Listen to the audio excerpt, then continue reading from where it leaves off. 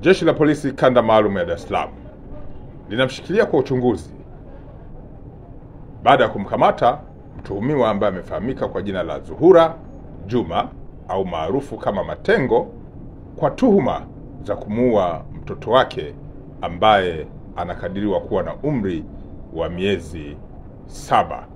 Lakini wakati huo huo mtuhumiwa huyu aliwajeruhi watu wengine wawili ambao walifahamika kwa jina la Agnes Matias na Suleimani Abdalla.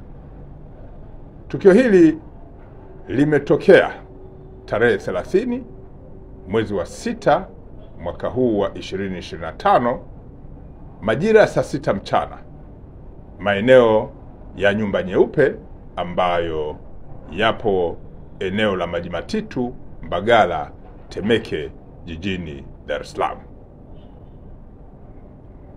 Mtuhumiwa huyu inadaiwa kwenye muda huo ambao nimeutaja na tarehe hiyo alitumia kitu chenye ncha kali kumjeruhi na baadaye kumsababishia kifo mwanae ambaye alikuwa amelala kitandani.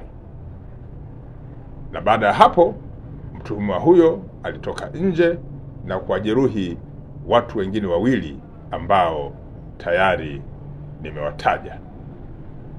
Kufuatia mauaji hayo, Jeshi la Polisi Kanda Maalumu ya Dar es Salaam kwa kushirikiana na taasisi zingine za kisayansi kwa pamoja wanachunguza kisa hiki na baadaye taratibu zingine za kisheria zitafuata.